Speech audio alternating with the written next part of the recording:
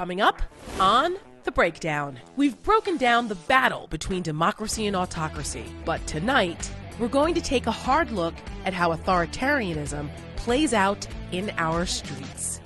Is there hope for our democracy? Our guest, Sean Morales-Doyle from the Brennan Center, will talk about the assault on voting rights and the path forward.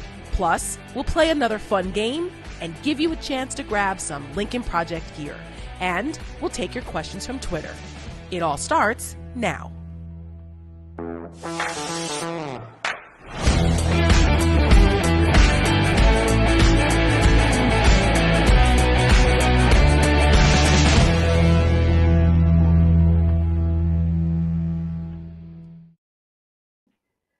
Good evening and welcome to The Breakdown. I'm Tara Setmayer, and with me as always is the Rick Wilson. We have a great show for you guys planned tonight. We have Sean Morales-Doyle from the Brennan Center for Justice. He's going to join us to talk a little bit about the reality of voter suppression, some of the measures that are going on around the country and what we can do to combat them. There's a lot going on, particularly in Texas. So Sean will talk to us about that. And later on, you're going to get a chance to win some Lincoln Project swag because it's Thursday. That means we're going to drink and give shit away. So we'll be playing a little game. You guys can play along with us and we'll give some stuff away. So you don't want to miss that a little bit later on in the show. Rick, I'm so glad to see that you made the show tonight because you survived the tropical storm that blew through Florida. We were a little worried about you. You know, it's one of those things in Florida. There's a joke about it where it's like, oh, it's a cat 1. Let's just have a party. It's a cat 2. Let's have a bigger party. It's a cat 3. Maybe I'll go to Publix to get some water. It's a cat 4. Could be bad. This one was, you know, I look at this as a training exercise for the season. It was early in the season. Everybody got tuned up a little bit. They paid attention to it. It's moving up the coast now, causing a little bit of trouble. A couple of lives lost in Jacksonville, apparently, to remind people you got to take these things seriously no matter how small they are. So, you know, and hopefully we're not going to have a season like the last couple where they were coming at us, boom, bada, bang, bada, boom. So yeah, I get it. That's a technical term I learned in New Jersey, boom, bada, bang, bada, boom. That would be bada bing, but or that. In Jersey. Forget about it. My family had a house in the Florida Keys for 22 years, and so I spent some time down there, and I've had my share of hurricane evacuations. It's not fun. It's very serious business. So I'm glad everyone was safe there. Sorry for the lives lost already, but hopefully this is a calm hurricane season moving forward. Well, it has not been a calm day for us. There's lots of news to get to. But before we do that, if you have any questions for us, please send us your tweets using hashtag #AskTheBreakdown, and we will answer them a little later in the show. Voicemail system is up and running. There's our number. Call us, leave us a message, and you might just hear yourself on the program. All righty. So, Rick, today has been rather eventful for the Lincoln Project. We've got some big news. A couple here and there. Yes, a couple things have happened. People know that we are rabble rousers around here, and we pride ourselves in that. We like to stir the pot a little bit. And we started a little bit of a controversy because of this ad that we just released this morning. We'll talk about what happened after. Take a look. America's free market democratic system has been good for companies like Toyota for a long time. So why would Toyota support politicians who try to overthrow the very system that's been so profitable for them? 1953 model GOP has real class. Toyota's given more money than any company to the seditious politicians who voted to overturn the 2020 election result. They even hired Mitch McConnell's former chief of staff as a lobbyist. Toyota's #1 at finding ways to financially reward the very party that took our nation to the brink on January 6th, helping finance a movement that violently sought to take votes away from American customers, not to mention Toyota's own employees. It's time to call Toyota's corporate leadership. If they don't reconsider where they send their money, Americans will reconsider where we send ours.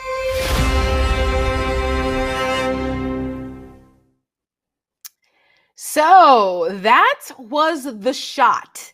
And then we found out that Comcast refused. Yes, the chaser is coming. The first shot was that. The next is we found out that Comcast refused to run our ad in the DC area, claiming a bunch of BS, something about that it didn't live up to their standards or something, which we know isn't true. And we put out a statement on that. There's our Lincoln Project statement about Comcast refusing to hold Toyota accountable by running our ad. We said we wouldn't back down, and we were prepared to run the ad in other places. And then another shot. We got some coverage in the New York Times and the Washington Post, because what happened? Toyota was listening. And in less than 6 hours, the company announced that it will stop contributing to members of Congress who opposed the election certification. Chaser. There it is. They made the right decision today, Tara, but it was a decision we should not have had to push them into this. We should not have had to be out there activating the giant network of activists and folks who are enthusiastic about our democracy to start laying pressure on them. They should have known to do the right thing from the start. Now, look, the fact that they're doing the right thing now, terrific. Thank you, Toyota. Right. You made the right call. But we shouldn't have to go and put out an ad like this for companies to do the right thing and to keep their promise. Almost every major American company after January 6th promised they were going to stop donating to the Sedition Caucus. And Toyota, and look, it is because they hired Mitch McConnell's former chief of staff as one of their chief lobbyists. I get it. I'm sure he's having a day that is not, shall we say, his best. Oh, no wonder. And so, they made the right call. They made the right decision. But, we're going to keep an eye on it, because here's the thing. If they try to sneak back through the back door and donate to the NRCC or to the RLSC or any of these other side PACs that are out there, look, guys, it's a public record. We're going to notice. And your customers were going to notice. We had prepared an ad campaign that was going to touch every one of the top 20 Toyota dealers in the country, where if you walked onto their lot, you were going to get a message on your phone that said, hey, watch this ad, because these are the people you're about to buy a car from. They did not care for this. We will use every tool in the book to remove the support that the Sedition Caucus needs to help win in 2022, because that's really what this is about at the end of the day, 2022 and then beyond. That's right. And, that type of pressure, it matters. This here is a perfect example of how you can demonstrate the righteous anger of the American people and activating them, and change is possible. Don't ever let anyone ever tell you that when you hold bad actors accountable, that it's not worth it or that it can't be done. It does. Tara. It does change things. And this is a perfect example of that, which is why it's so important that the Lincoln Project continues to do what we do, because we are in a unique position where we not only have the ability to make great content, but the content that we do produce and distribute has a purpose. And we saw today what that purpose is. So this is just one example of some of the fights that we win here. Right, we can't back away from these fights. One other thing about this, this is just like 2020. We're willing to be the tip of the spear, but what it really took to move Toyota was the fact that our followers and our supporters got out there and got on the phones and started burning the phone lines up for those people. Yep, they get it. This is a movement. Right. 7 million social media followers, 600 and some odd thousand donors. This is a organization. Again, we're willing to be the tip of the spear for folks. We're willing to go out there and wage these big fights. But, look, folks like Judd Legum, who exposed a lot of this behavior, some of the great reporting out of the New York Times and Washington Post, et cetera, about Toyota. Axios broke the Toyota story.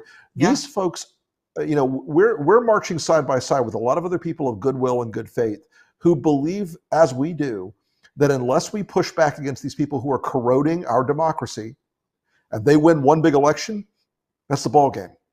That's right. That's absolutely right. When the Lincoln Project talks, people listen, because we are all of you. We're a movement.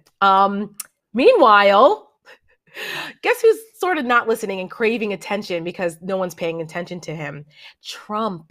And what did Donald Trump do now? He has been, he had his little rally earlier in the week and, whined and complained. He went on Bill O'Reilly and bitched and whined and complained. And now he's suing, because that's what he does, right? He is a vexatious litigant who loves to just sue to try to distract from other things. And he thinks it's a power play, but it's not. He is suing three social media companies: Facebook, Twitter, YouTube.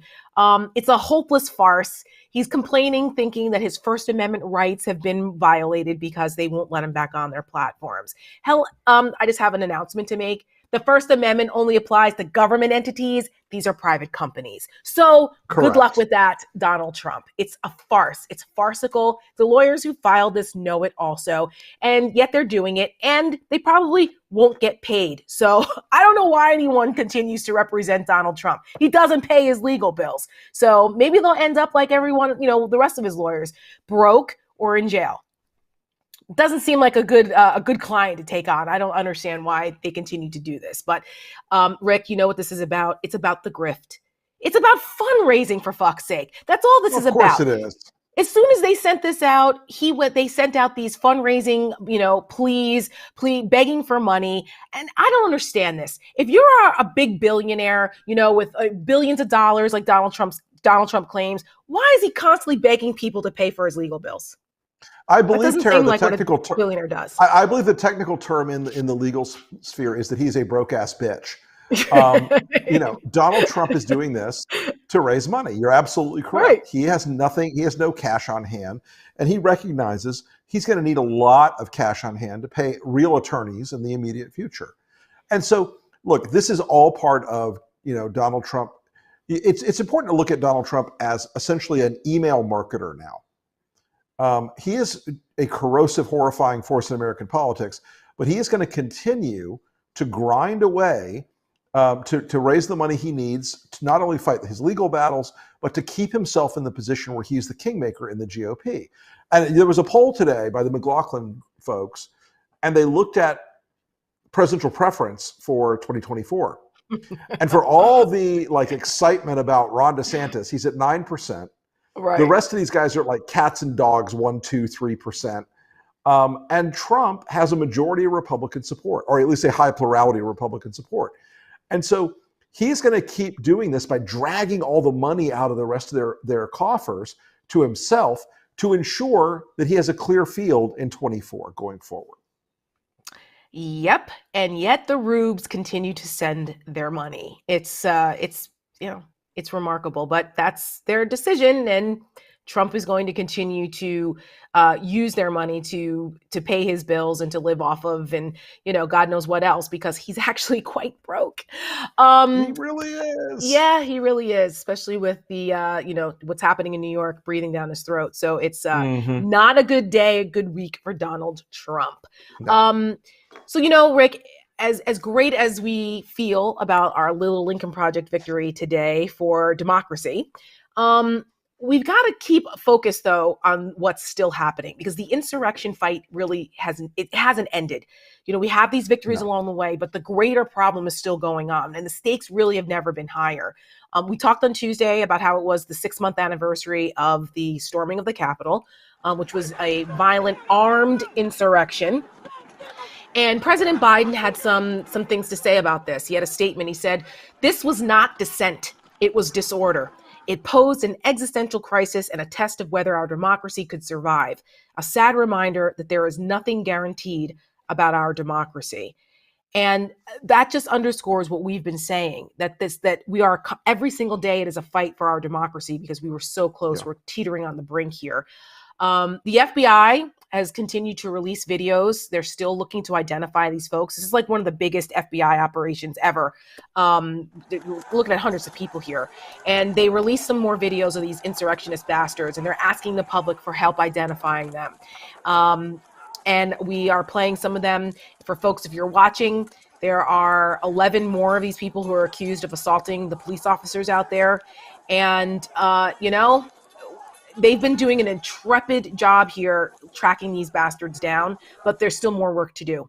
They recently arrested this guy named Phi Dong he had the Molotov cocktails, and he had Capitol surveillance, and he's part of this Virginia secession group. There's this other guy, Travis Owens, who was the active duty Marine. He had like a McVeigh plot going on. Which is just crazy. Yeah, I know.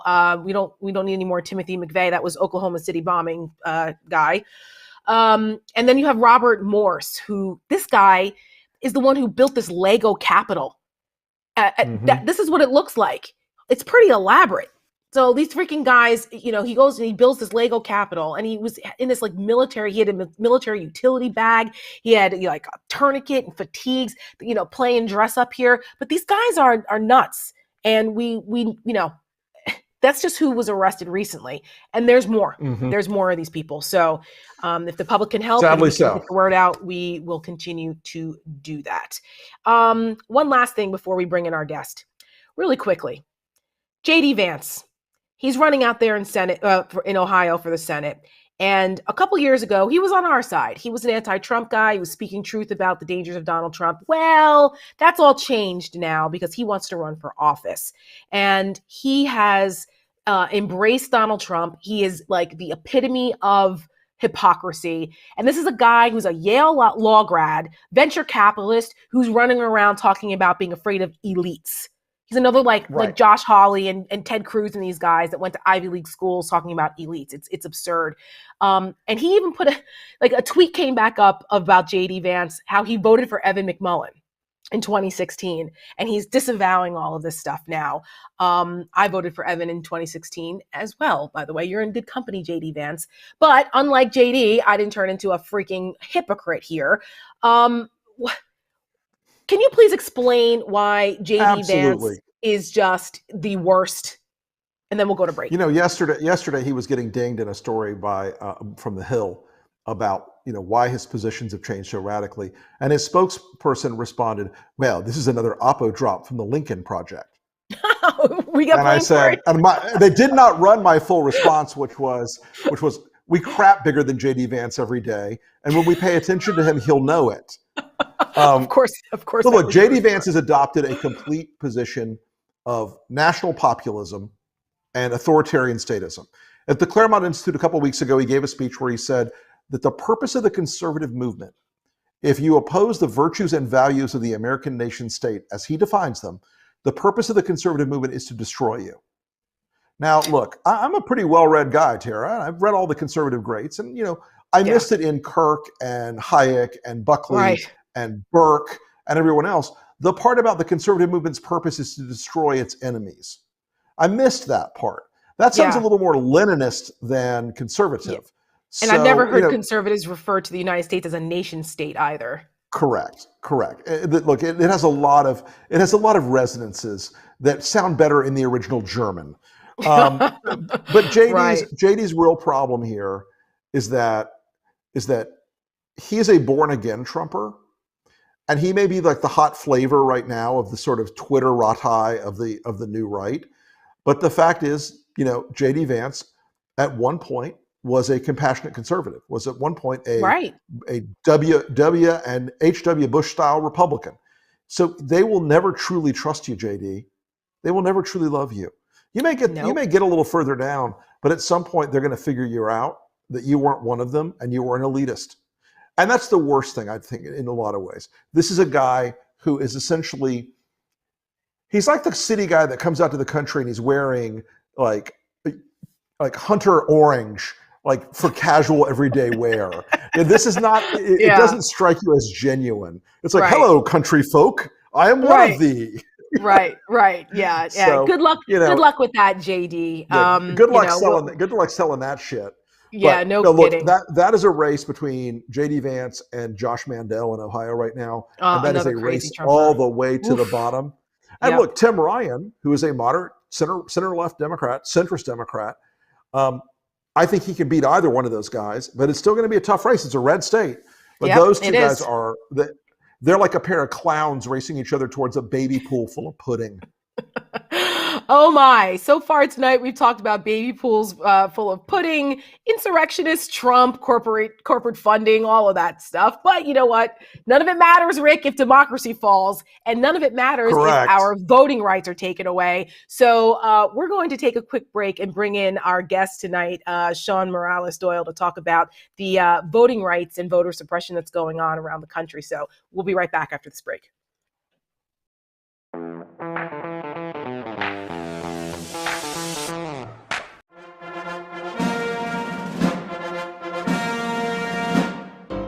Don, Ivanka, and I live really, nice, clean lives. Don't hack the McDonald's in D.C. Long before politics ever came into, our lives, we were in the business world, and we were successful, and we worked very hard, and we lived clean lives. And it's very different than the Bidens. Why doesn't he just give Putin, the keys to the nuclear football? We have to paint the wall because it's starting to rust.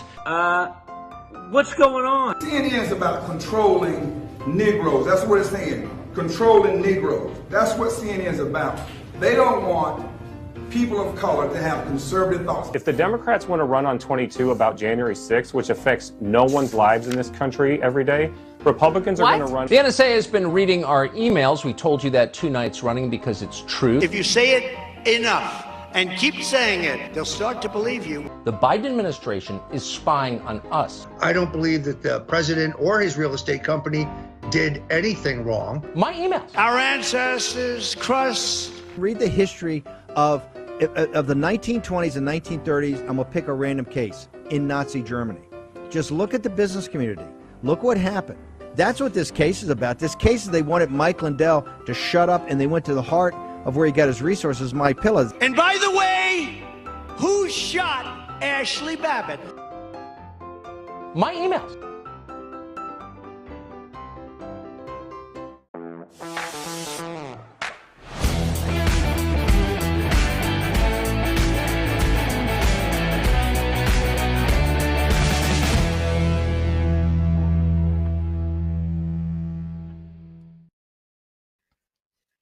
And welcome back to The Breakdown.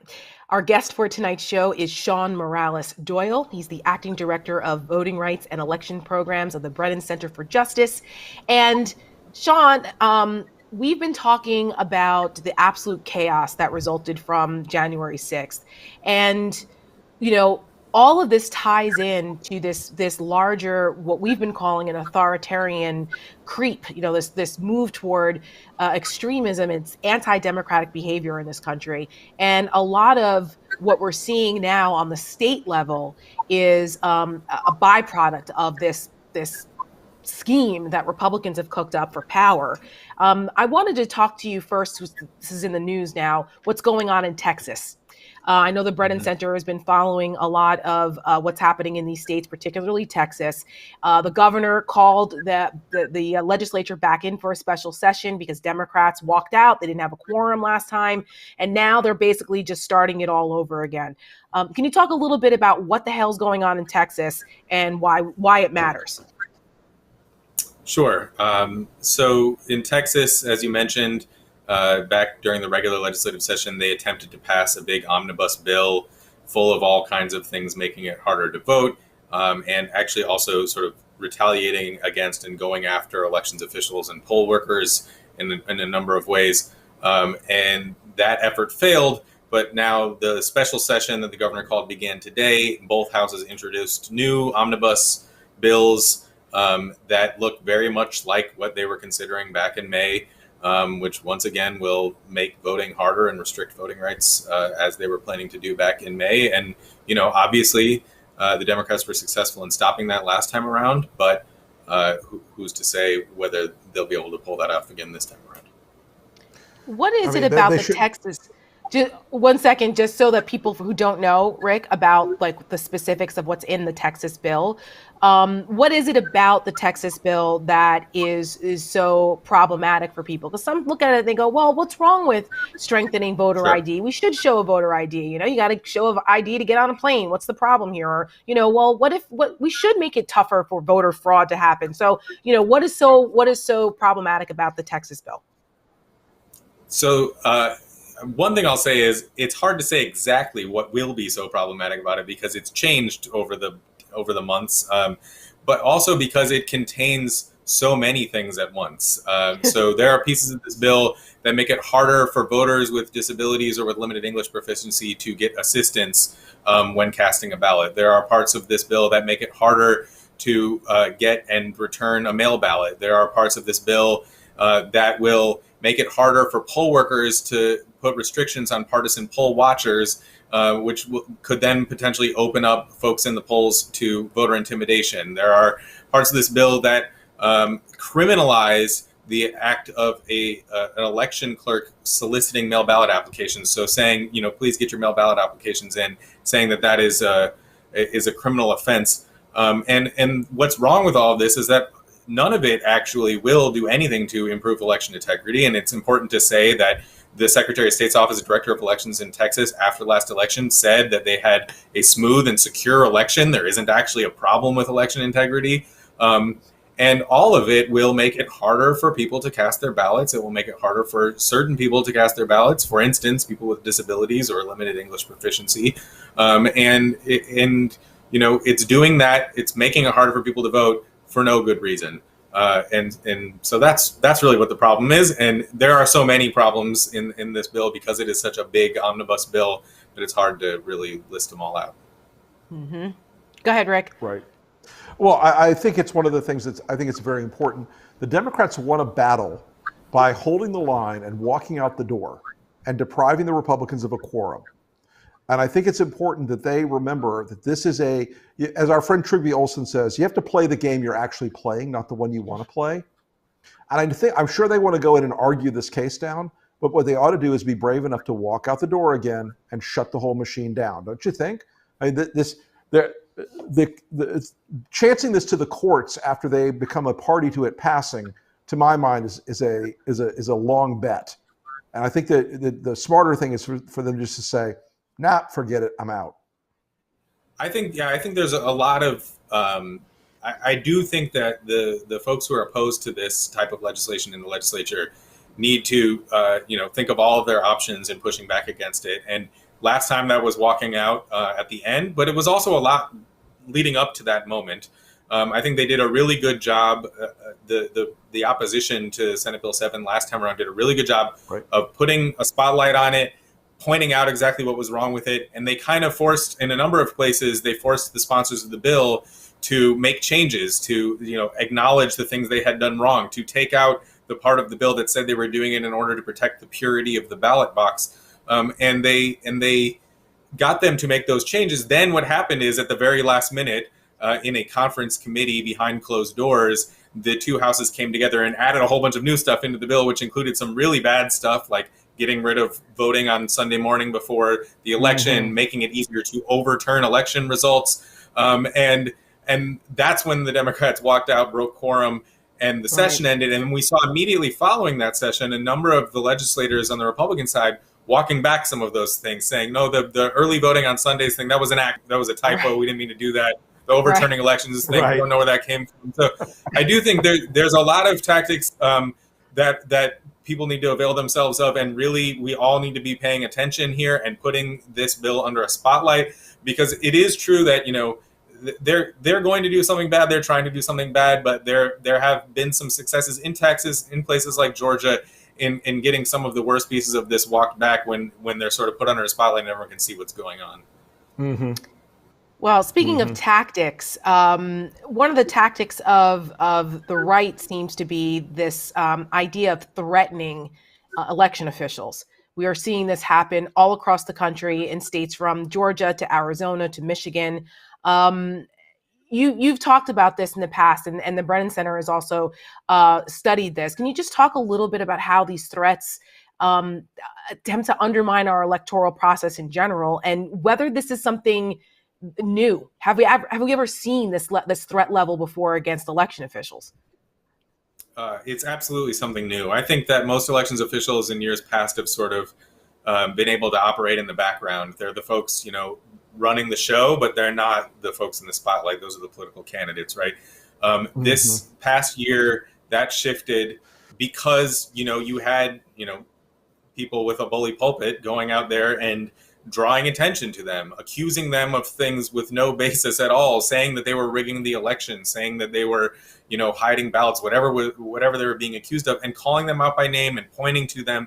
And so we really saw an unprecedented level of physical violent threats and other threats being made against elections officials, against their family members, against poll workers, against the people who run our elections and make sure that we all have the opportunity to go out and vote. People in both parties, people who are nonpartisan, and all across the country. And it has made it harder for those folks to do their job. It has made many of them resign and retire. It has made it harder for them to recruit poll workers to do those jobs.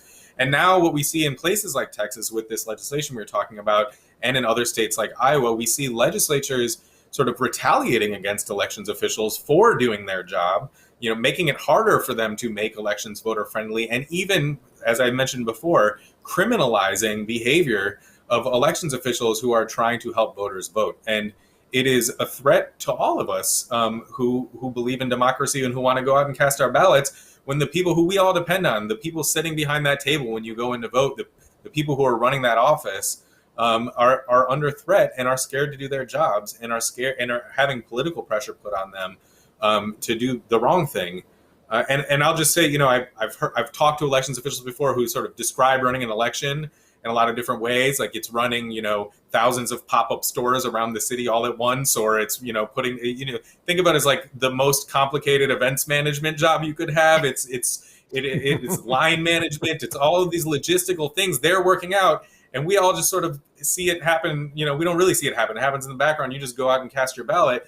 But they're really doing, an administrative job that we need to happen. And now they're somehow subject to these political and frightening, violent threats. It's really a shame. I mean, that is really unprecedented in our lifetimes, isn't it? I mean, we did not see this.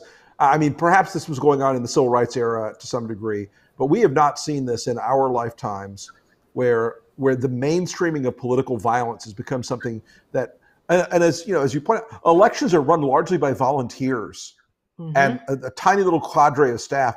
And so just be direct about it. What's the purpose of this? It's to frighten and intimidate people out of the system, to scare them out of the process. Yeah. I mean, I think you'd agree that's a dangerous precedent that we should really have a stronger legal response to than just, oh gosh, it's sad. It is, and I think that we think there needs to be a stronger legal response to it. We think that it's important that the Department of Justice and others take up efforts to try to protect elections officials moving forward. It's important that the state legislatures that aren't actively trying to go after them are instead passing laws to try to give them the resources they need and the support they need to run elections. It is unprecedented, and it is something that is both aimed at scaring the elections officials, but ultimately aimed also at voters. If we all rely on these folks to run our elections and to protect our interests and our rights, when we see like restrictions on poll workers doing what they can do to stop voter intimidation, that in turn has an effect on voters. But it's also really, as you alluded to at the beginning of the conversation, it is aimed at undermining our democratic system. It's aimed at undermining faith in our democracy and in our elections. And so really it does tie back to the conversation about January 6th. This is all being spurred by the same lie and the same attempt at undermining the system that we all have to believe in for it to work. That's right. We're going to have more with Sean Morales-Doyle right after this quick break. We'll be right back.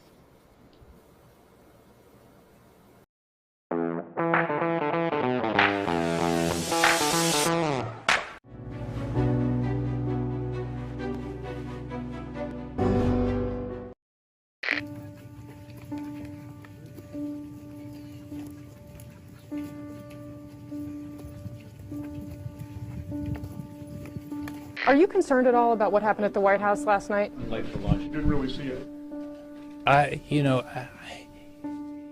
The arc of the moral universe is long, but it bends toward justice. The Lincoln Project is responsible for the content of this advertising.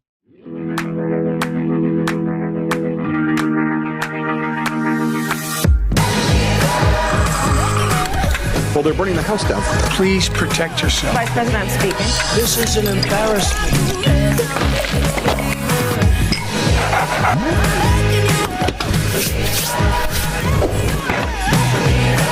If you count the legal votes, I easily win. What the Have some faith, I'll make you a believer.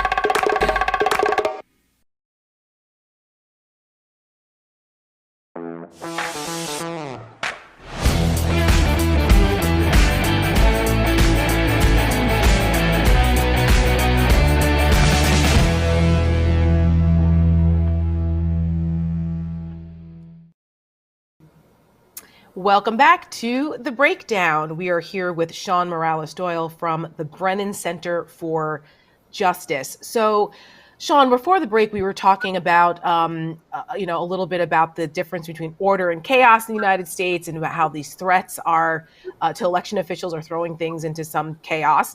And we're trying to look for a way, for a path to kind of get back to a semblance of normalcy, and trying to reinstill faith in our institutions, because the institution of voting in our elections is crucial. It's critical to our democracy succeeding.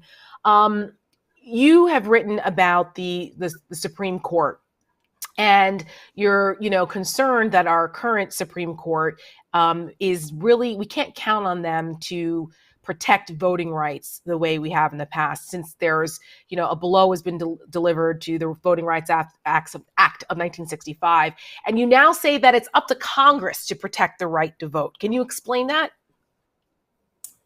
Yeah, so as you said, in the past, we have relied on courts to protect civil rights, to protect voting rights, to stand up to attempts by the majority to go after a minority.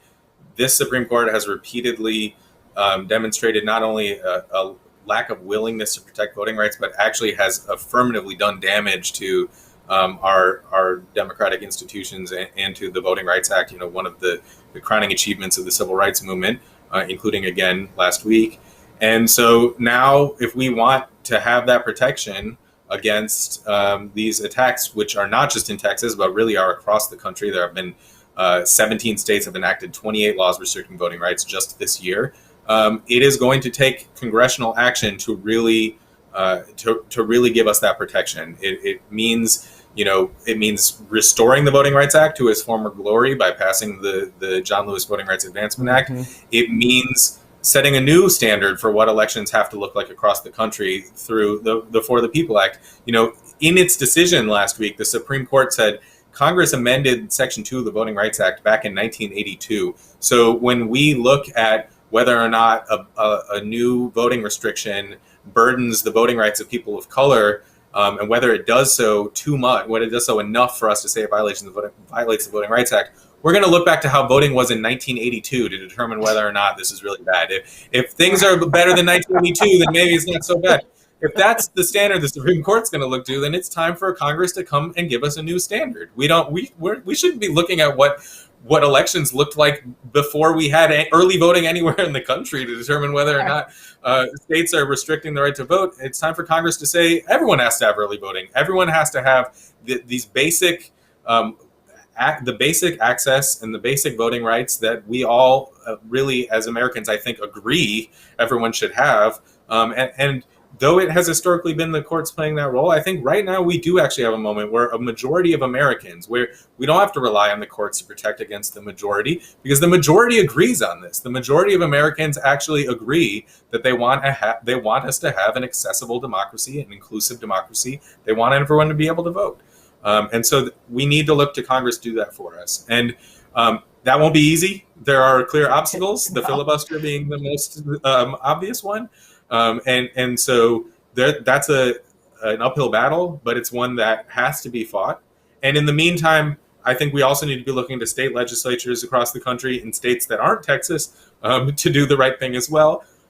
We have seen, thankfully, a countervailing trend to all these states passing these restrictive laws. There's also a whole bunch of states that have been passing expansive laws. Good. That's what I was going to ask you next. I was like, is there some good news here? Is there any good legislation out there that's being passed to help combat this crazy shit? Because otherwise, we feel a little depressed. We don't want that. We want people to know that there is some good news here.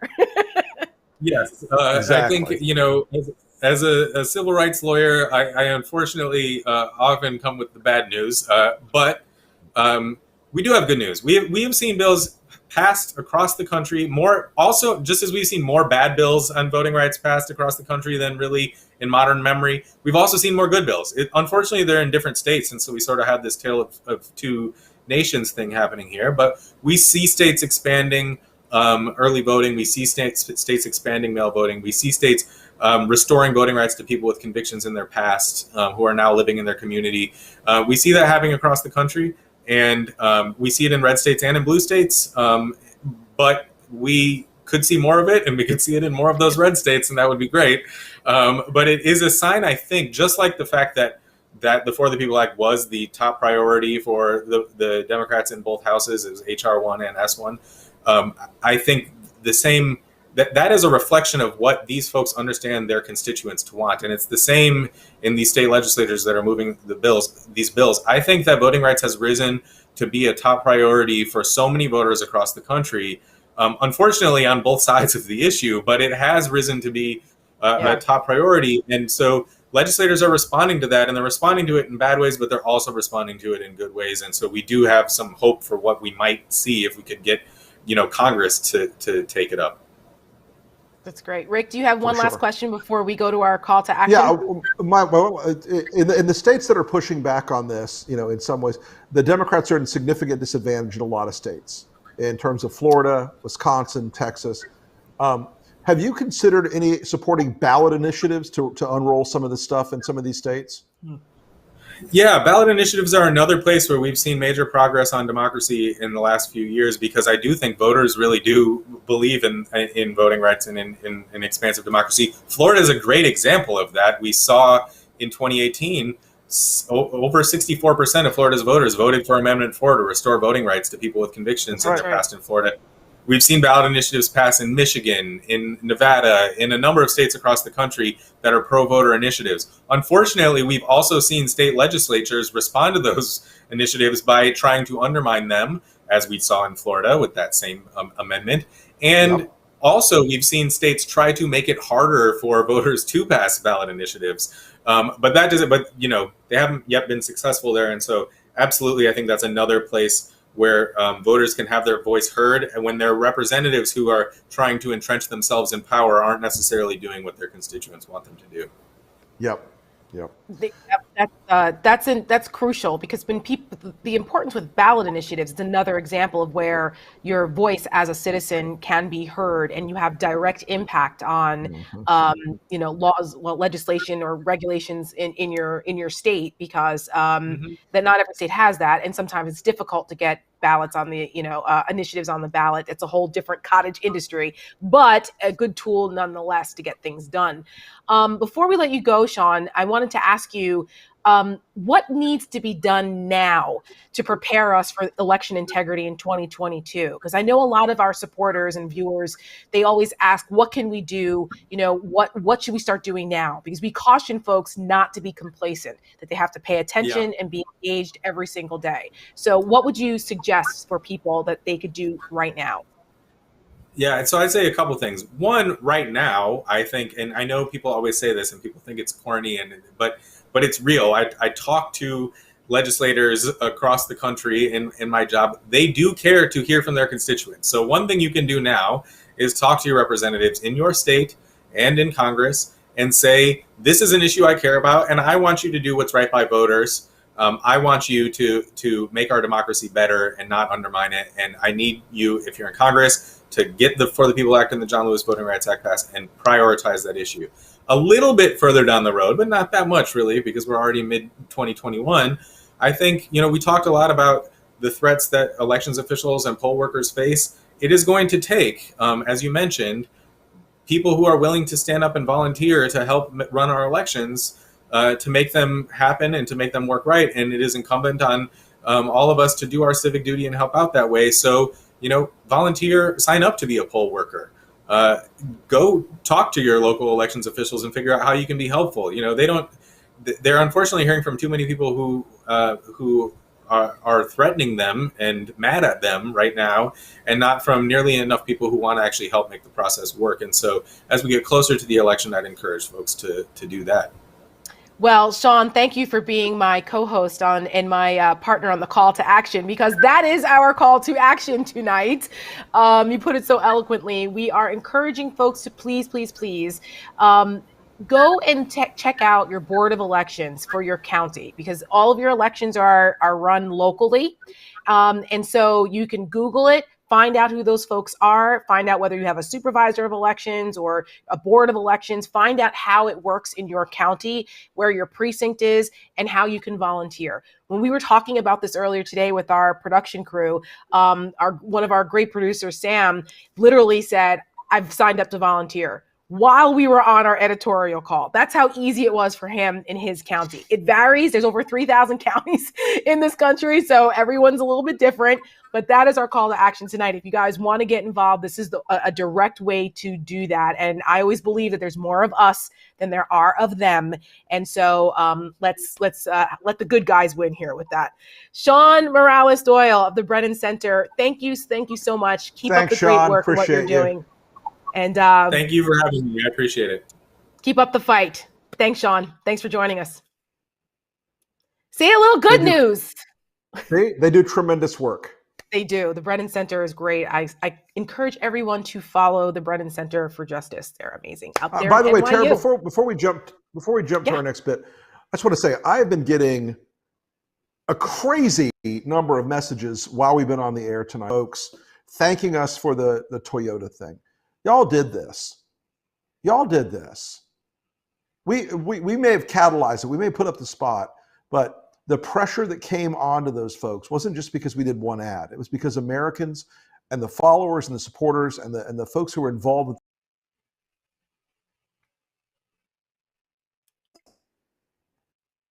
Did we lose him? I can finish Rick's sentence. Oh, there you go. We lost you for a second.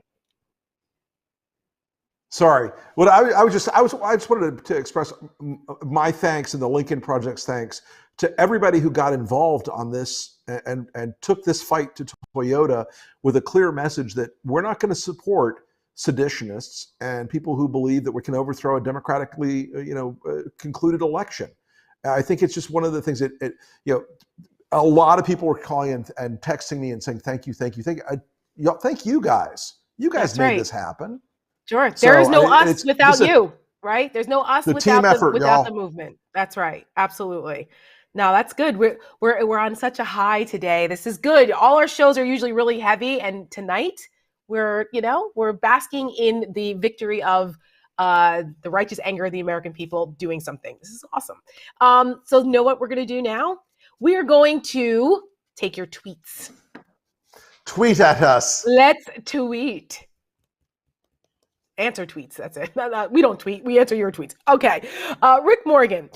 One rogue state senator in Pennsylvania wants to bring the fraud here. Are you aware? Can I do anything about it? Rick, I would say that what he can do is what Sean just said, which is call their representatives and raise holy hell about how you do not want to turn into the fraud and the farce that is Arizona.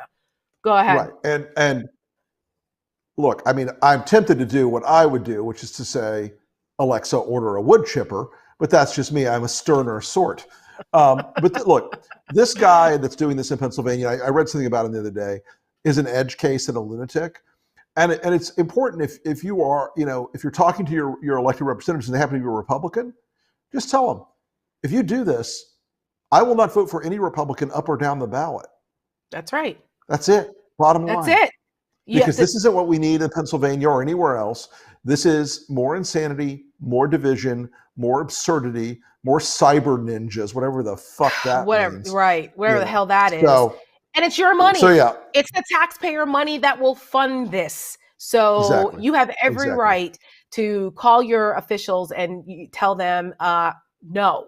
And get your friends and your neighbors and everyone else to do the same who are of like mind, because you don't want to turn into the laughingstock that is Arizona. And it's a threat to democracy. All right. Yeah. Next question. Next tweet. Okay. From Kathy, every one of them are accountable. I'm worried about what will happen in August. What do you think will bring our country back together? I'm worried it will take something similar to 9/11, and that scares the shit out of me. Kathy, I'm assuming she's talking about the reinstatement nonsense that's supposed to happen in August. And I can assure you that that's not happening. I can also assure you that if the nitwits that came here in January 6th try to do that shit again in August, they're going to do it to an empty building. Because Congress is out of session in August. DC is a ghost town, okay? I've lived here for over 20 years. You literally see tumbleweed down Pennsylvania Avenue. No one is here. So they will be met, I'm sure, with a different force if there is any indication that they're going to try something else. Joe Biden is not Donald Trump. So I wouldn't worry too much about seeing something at that scale happening again in August. Not to say they're not trying to plan something at another time. I will, however, in order to cool down in the August heat, be drinking a large cup of their tears, because Donald Trump will not be reinstated in August under any circumstances that are even remotely considered probable by any human being on the planet Earth. Correct. Even not Donald now, Trump knows it's not bullshit, ever. y'all. Oh, of course.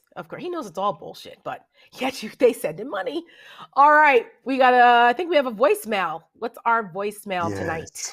Hi, this is Ray from Tucson, Arizona. Rick, I'm a great believer in the Lincoln Project because you said we go low so you don't have to. What a great quote.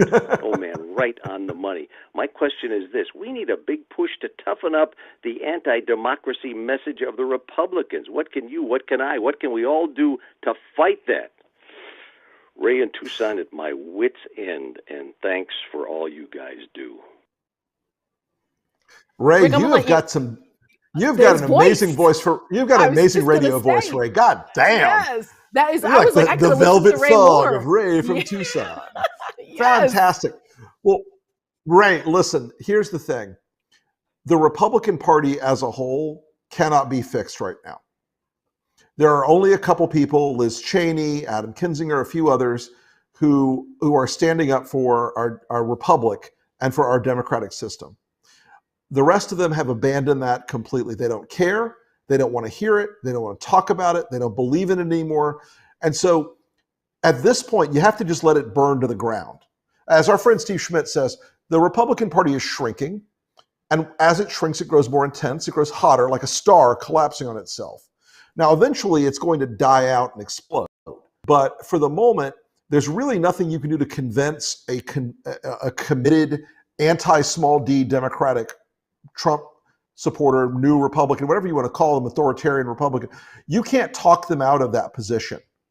They live in a separate media ecosystem. They live in a bubble of misinformation that they can't be convinced to move out of. Yeah, so unfortunately, we're going to have to let a few electoral defeats play out before they're going to learn the painful lesson. Because as I say in politics, pain is the only teacher. Indeed, and that pain usually means losing power. And also, as Steve Schmidt says, you could fit the anti-Trump Republicans, elected officials, into a canoe. Liz Cheney and Adam Kinzinger are about the only ones elected right now doing that at a federal level. All right. So this brings us to our podcast episode for this week, which ties nicely into everything that we've been discussing tonight. So we're going to do a shameless plug for the podcast. On this week's episode, we speak to Joe Trippy, who recently joined the Lincoln Project as a senior advisor. He wrote a fabulous piece in USA Today explaining why it's important for him to join us in this fight. And he talks about the power of the internet on the voting process. So take a listen, and then we'll be right back after the break. When we started the Dean campaign in 2004, I said then all this technology, the internet, the videos, all that power that was suddenly in people's hands was taking it away from the parties. It wasn't a bunch of donors who could decide who the nominee was going to be anymore. That's how Obama beats Clinton in 2008. It's why Trump is able to grow a movement and is still growing an authoritarian one now.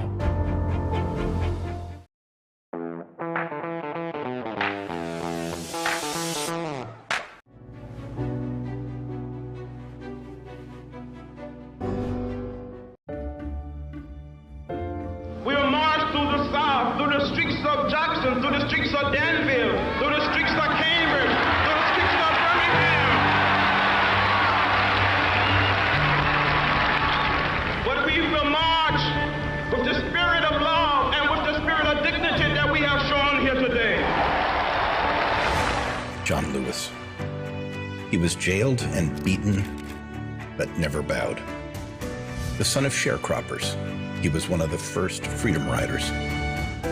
Attacked by a mob and left for dead in a bus station in Montgomery, Alabama, he got back up and led the fight for justice. That was John Lewis. He always got back up and never quit. Surrounded and assaulted by hate, he rejected violence and embraced love. For over half a century, He showed us the true meaning of courage and dignity. Today, America is in another crisis, and a new wave of hate is once again embraced by the powerful to hold on to their power. In the days ahead, let us be guided by the courage of John Lewis. He never quit. He always got up. He knew a better day belonged to those who had the courage to act. Now it's our turn. We must say, wake up, America, wake up, for we cannot stop, and we will not and cannot be patient. The Lincoln Project is responsible for the content of this advertising.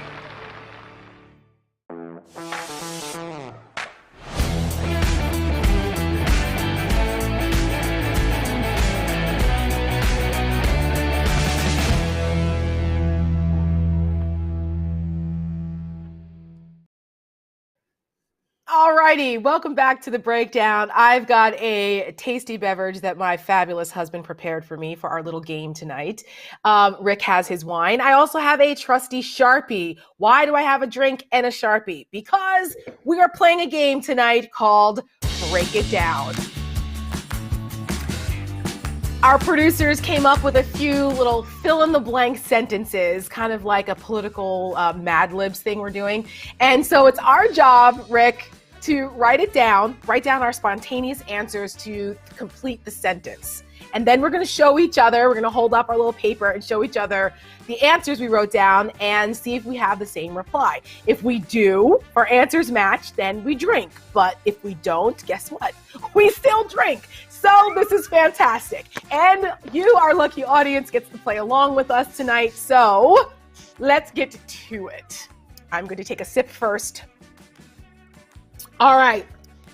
Team Trump launched Getter, social media app, but I would have named it. Oh, God. Okay. Rick, are you ready? Ready? Okay. I would have named it. Oh, wait, can you see mine? You can't see it. Splatter for you. I would have named it Whiner. Kind of like Parlor, but no, Whiner. Splatter. I love pretty this. Good. Let's is keep good. moving. This is great. All right, what's the next one?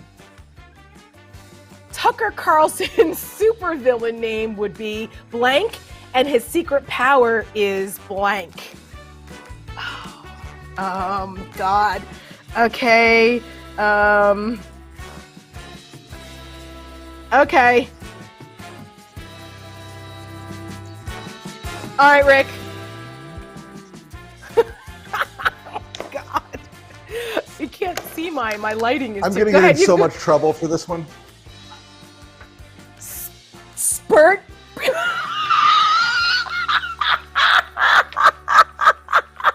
Oh, my God. Well, that takes the cake from mine. Mine is, you can't read it because of the glare. Mine is Tucker the Fucker. And his secret power is spewing bullshit. So there's a theme. We're both talking about spewing. Oh, that I'm drinking now. Oh, God. You can tell it's the end of the week. All right. Next. When Don Jr. came out of the womb, his dad's first words were, oh, this is easy.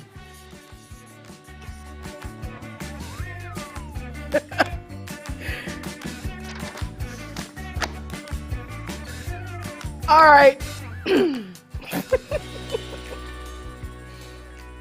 Please, Rick, note nothing about any kind of ejaculation. All right. Are you ready? Okay. It's like we should have Jeopardy music.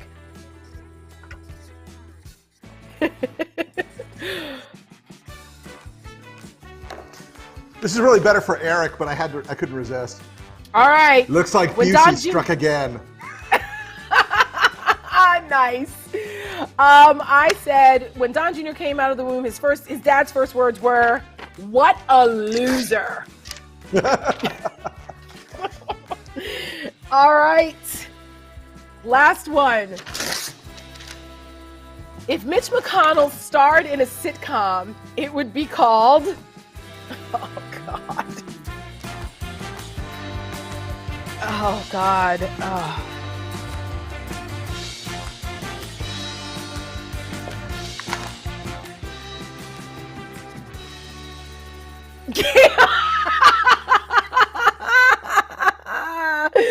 Oh my God, that's good. I'm stumped on this one. Game of Turds. Okay, I got it. Not as good as yours. Turtle Time. Turtle Time. Oh my God. Well, I think we outdid ourselves on that one, Rick Wilson. I'm going to take a very, very large drink. I think that was our last one. I hope the audience, you guys, let's see what you guys played along with us. I can't imagine it could be any worse. The Lincoln Project's first game show. Yes.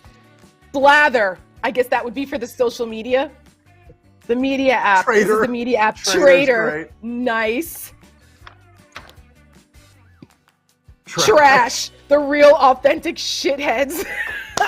That's for the name. Fantastic. The name of the sitcom, Fantastic. right? Oh, that's great. I think call Andy Cohen. Yeah, that might be a new sitcom for a new reality show for him. We appreciate you guys playing along with us. And since we picked your tweets, you guys are going to get some Lincoln Project swag. So we are excited to do that. Thank you guys for playing along with us and being goofy with us tonight, because laughter does good like medicine. All right. That is it for the show tonight, Rick. I think we have sufficiently had enough fun and games for this evening. We want to make sure you guys listen to our Lincoln Project podcast. It's on Apple Podcasts, Spotify, Google Play. It's on demand anytime. Listen to the full interview with Joe Trippy. It's really good. And tomorrow, don't forget about our latest episode of Lunch with Lincoln. You can go over and hang out with Reed and Steve Schmidt. They're going to be talking a little Schmidt tomorrow. And that's over on Facebook and YouTube as well. So we'll see you guys again next week at 8. I hope everyone has a great weekend, and good night.